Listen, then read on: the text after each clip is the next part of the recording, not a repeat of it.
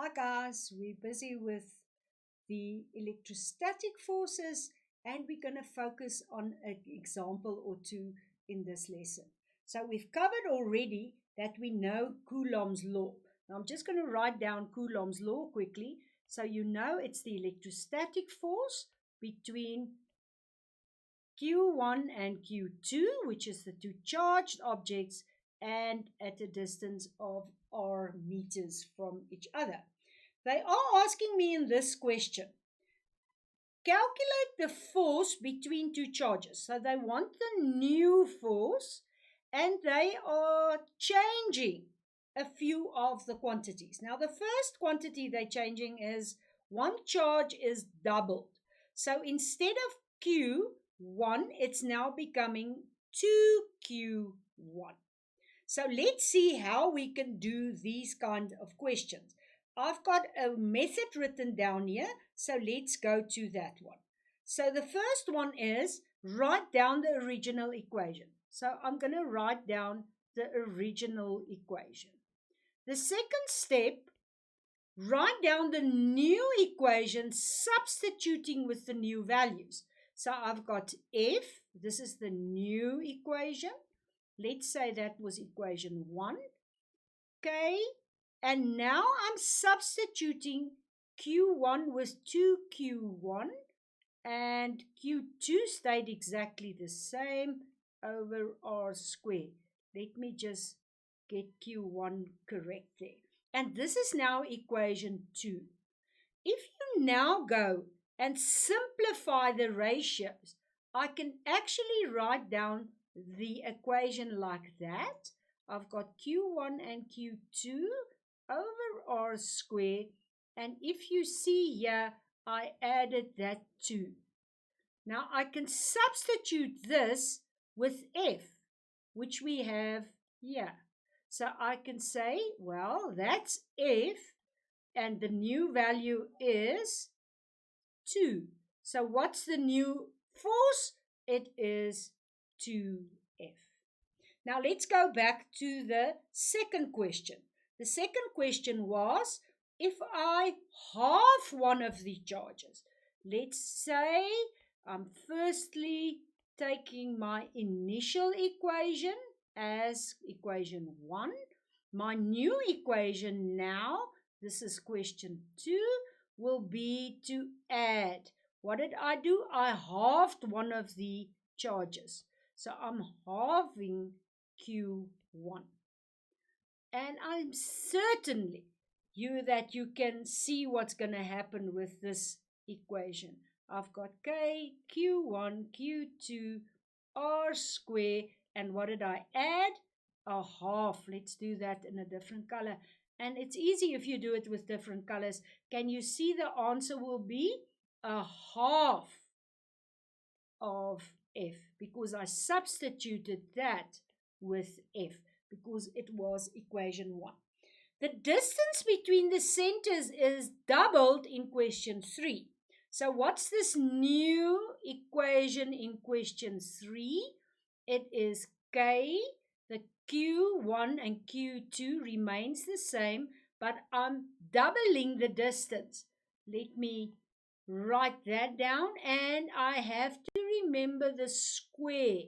Otherwise, you're not going to have the correct answer. So what do I have? I've got Q1, Q2 over R squared. And what did I add? I added 2 square, and you know that's a quarter. So my new value will be F here, and it's a quarter F. And let's just see if this makes sense.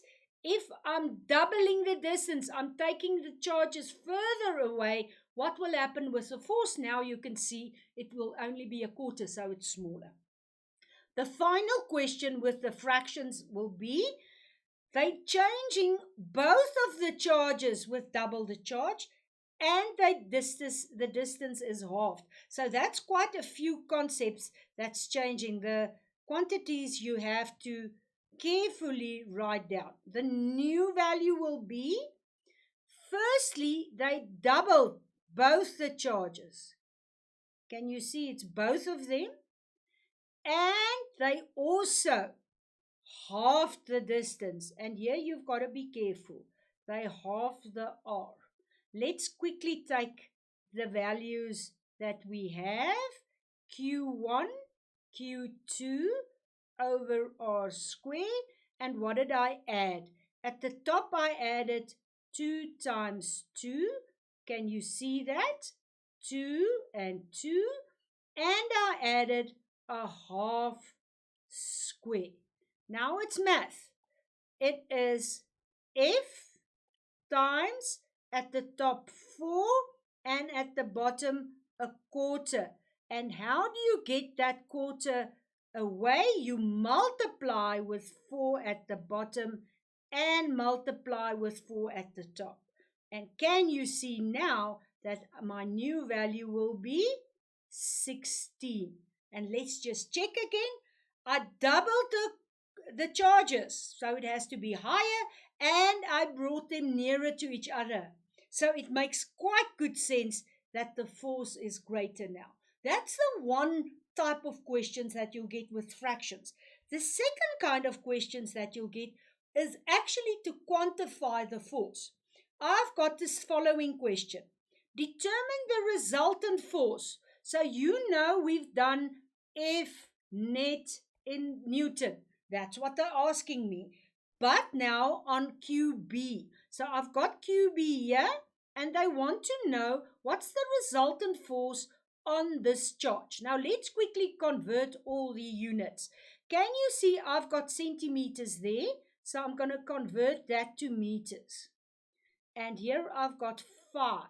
So that's one of the things you do before you even start reading the question. Can you see I've got nano? So it's 10 to the charge of 9. I've got nano here, minus 2 times 10 to the minus 9. And I've got 3 times 10 to the minus 9. Now, what does the positive and negative charge have information about? I've got a negative charge here, and I've got a positive charge there. What do you think will happen with B when it's near A? Well, it will be attracted. So you know there will be an attraction.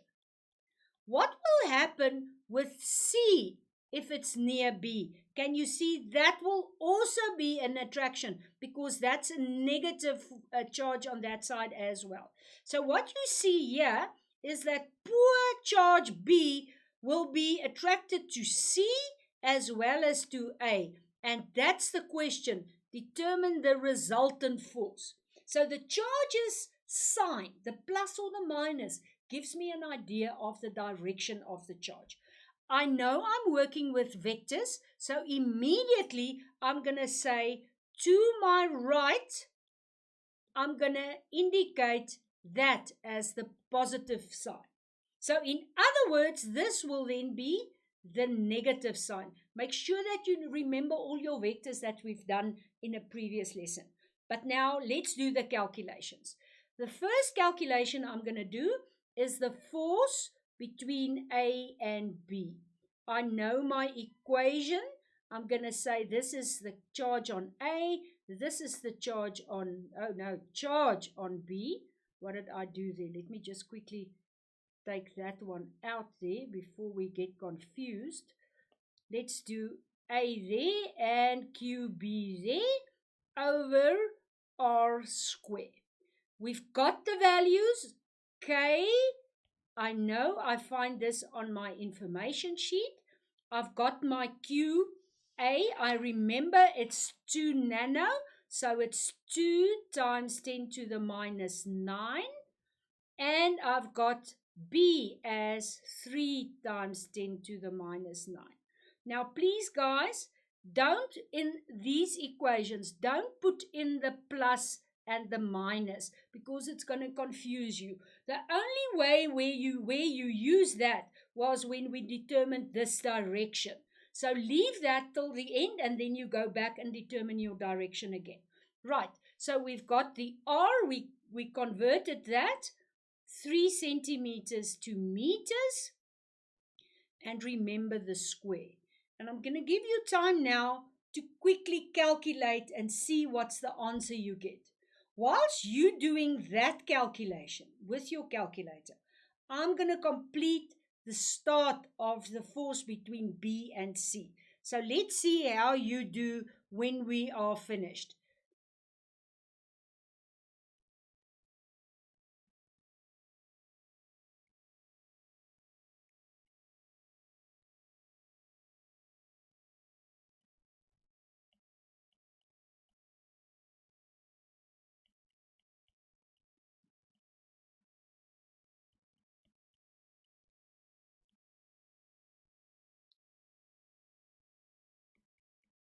Right. I've completed the substitution for the equation. The force between B and C, I wrote down the charge of B. Can you see the value there? Can you see the charge of C there? And the distance between them. Now, if you did a correct calculation, you should have got on this side an answer of 6 times 10 to the minus 5 Newton. Now make sure that you've got all the digits right and that you've got the coulombs converted as well as the centimeters. Now what's the direction again of force AB? It was from B to C, from B to A, sorry. From B to A means it's to the left. So we can say this is to the left.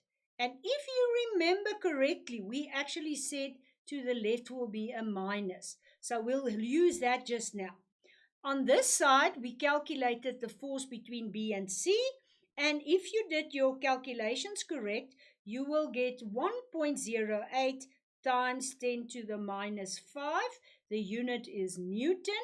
And remember what we said here, it will be an attraction to that side. Therefore, that will be to the right. Now that's important because we have to calculate the resultant. Now let's do the final resultant calculation. I have a force from A and B. I'm going to write it down.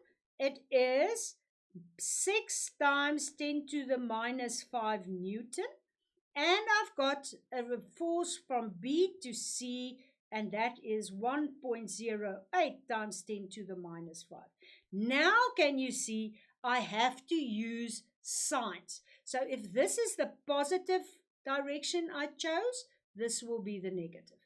Right, let's continue. How do we calculate the net force or the resultant force? Well, I just calculate the force AB and force BC and I add them together.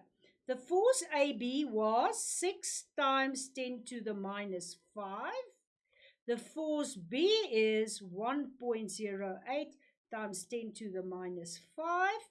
And can you see now, if I didn't put my negative sign there, indicating the direction, I would have had an addition. Now you see you have to subtract, and now you get an answer of 4.92 times 10 to the minus 5. You can see the 6 is larger than the 1.08. Therefore, the direction is to the negative. So the resultant force is 4.92 times 10 to the minus 5 unit Newton, and the direction is to the left. I do not write the negative answer here. I indicate it in my direction there because I've chosen to the left as negative. Right, I hope you enjoyed working with Coulomb. Fine reading, analysis of what they're giving and what they're asking. Make sure that you can define Coulomb's law, that you can convert the units to, remember K. K is the clue. It has to be newtons, it has to be meters, and it has to be coulombs. That's your clue. You cannot use other quantities or units. Describe the resultant force and calculate. Guys, you will be asked calculations and make sure that you can work Coulomb's law accurately to find resultant forces. I hope you enjoyed. Bye.